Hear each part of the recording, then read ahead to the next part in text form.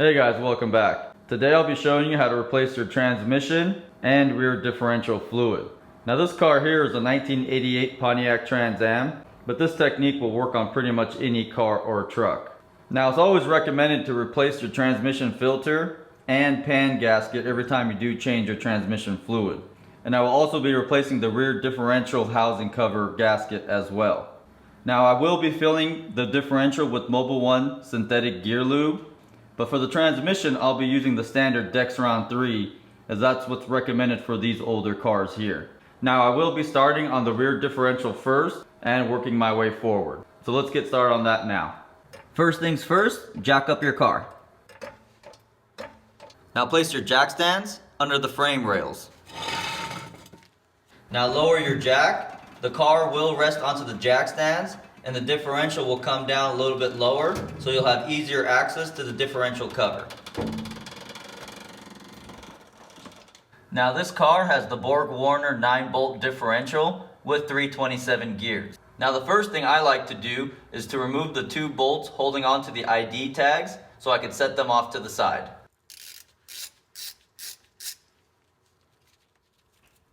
Make sure you put a catch can underneath the diff to catch all of the differential fluid. Now continue to remove the bottom bolts. Now for the top bolts, just loosen them out a couple of turns. Now chances are the diff cover will have a little bit of silicone applied to it, which is going to make it stick to the rear housing. So just keep those top bolts a little loose, and you will have to pry on the diff cover just a little to get those juices flowing.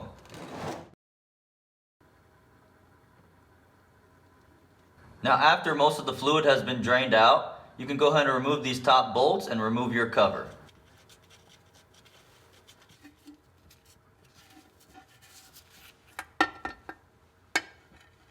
Now clean up the housing and start wiping down this excess grease. Now you're going to want to clean up these gears here as well, and you can use a carburetor cleaner or brake cleaner. Now it's very important that if you do use a solvent like carburetor cleaner or brake cleaner, to be sure and wipe off all the excess oil and solvent from the housing and allow it enough time to dry so the solvent can fully evaporate.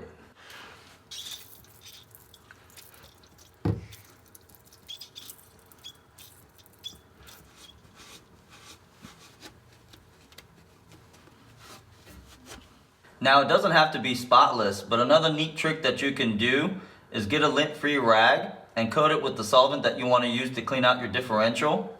And just really carefully push it into the differential, as you're going to want to clean as much of this old fluid as possible because it will have a lot of shavings in it. And again, be very careful as you push in the rag. You don't want to damage any of the differential teeth. Now make sure to work it into the corners and crevices. And when you pull the rag out, you'll see all of the dirt and debris. So you can do that all around the differential until you're satisfied with its cleanliness. Just be sure not to damage any of the differential teeth.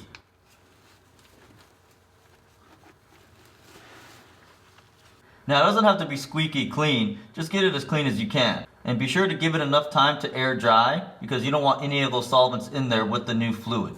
Now use a scraper tool and remove all of the old gasket. Now you're going to want to clean the differential cover as well. So for the outside surface, hose it down with some degreaser and clean off all the grime. Now once you have the backside all clean, make sure you clean the inside really well.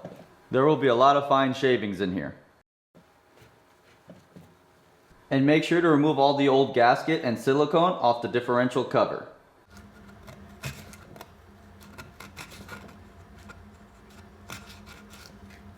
Now I do want to mention that this style rear end from Borg-Warner does have the fill plug here located on the actual differential cover housing. And it's made out of this hardened rubber material, which will most likely chip or break off if you try to remove it from outside the vehicle. So an easier way to remove it is to remove the differential cover and push the drain plug from the inside. It'll come out a little nicer, but chances are you still will need to replace it.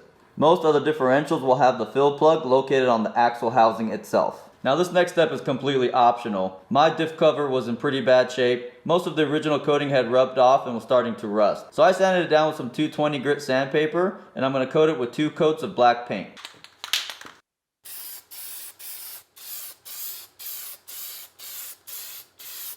Now moving on to the transmission, let's lift up the front of the vehicle and set up your front jack stands. Now on this model, we're going to have to remove the transmission crossmember so we can access the pan bolts more easily. So use a jack and support the tail housing of the transmission with a block of wood. So first remove the transmission mount nut. And now remove the transmission crossmember bolts.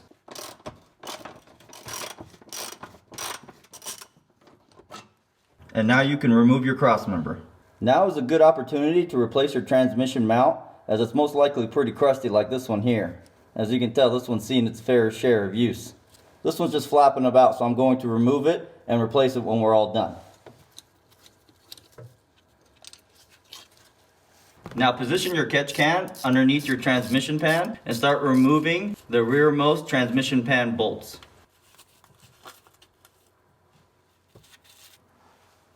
Now remove the side bolts and you'll notice the fluid starting to drip down.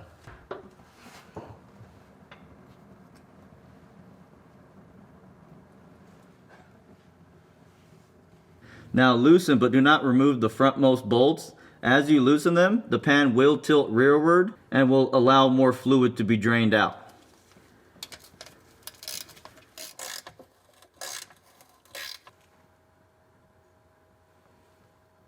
Now once you have most of the fluid drained out, go ahead and remove the last couple of bolts and pull out your pan. Now this here is your transmission filter, and she just slides right out. Now be sure that when you remove your transmission filter that this grommet comes out with it. Otherwise you'll have to fish it out of the transmission. It's very important to remove this grommet because the new filter will have a new grommet installed. Now it's time to clean up the transmission pan. So again, hose it down with some degreaser and wipe off all the grease and grime from the outside. And clean the inside as well.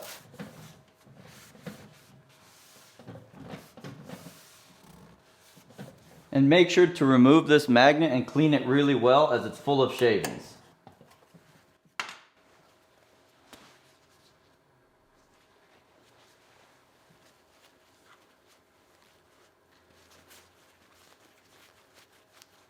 After everything's all cleaned up, reinstall your magnet. And now we're ready to install our transmission pan. But first, line up the gasket all the way around the transmission pan and thread the bolts into the gasket. The gasket will actually hold the bolts into place while the bolts are holding the gasket into place, so you don't have to finagle it too much underneath the car. Just thread it a couple of times like that and that's good enough to hold down the gasket. Now make sure to remove the old gasket and clean up the mating surface. And now install your transmission filter. And now you can install your transmission pan. Now just be sure to finger tighten all the bolts first. You'll want to make sure that all the bolts grab into the right location. And then just go around the pan and torque them down. You don't want these too tight, just snug. And now you can install your new transmission mount. And tighten it down. And now you can install your cross member. Now there are a few different ways to mount this cover back onto the differential, and I like to use a gasket. Depending on the condition of your cover, if it's gouged and scratched up pretty bad, just apply a thin layer of black silicone all around the cover and seal it onto the differential. But my cover is in pretty good shape, so I'm just going to use the gasket. Make sure the mating surface is nice and clean. And now you can reinstall your diff cover. Install all the bolts and just finger tighten them for now. And make sure to install your ID tags. And now tighten down the bolts. Now I like to use the Mobil 1 synthetic gear lube, as this already has the friction modifier already included into the bottle. And this differential here takes about 2 of these quarts. Now if you do end up filling up your differential and you hear a little bit of chatter, you're going to need to add a little bit more friction modifier. But for me, I haven't had any issues just running this Mobil 1. So let's go ahead and fill it up.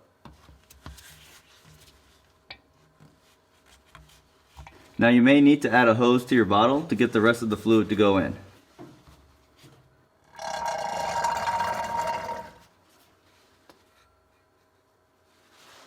Now you know it's full once it starts to leak out just a little bit. Once it starts to leak out, just clean it up and now install your plug.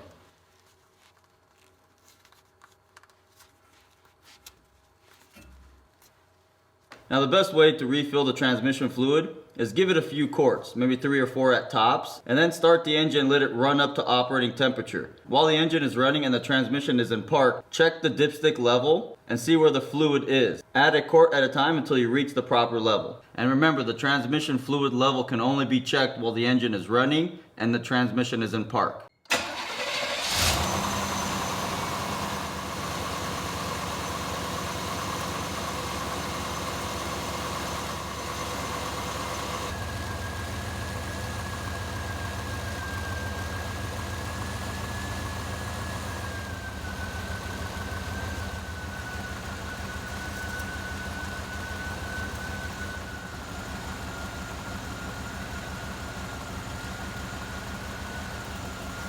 Alright guys, so we were able to service the transmission and change out all that old gear lube. Now it is important that you don't just take off running. If you want to warm up the engine, transmission, and work all that new gear lube all over those gears. So do a couple of figure eights, and after that, you can get going. So if this video helped you guys, give me a like, subscribe, and I'll see you in the next one.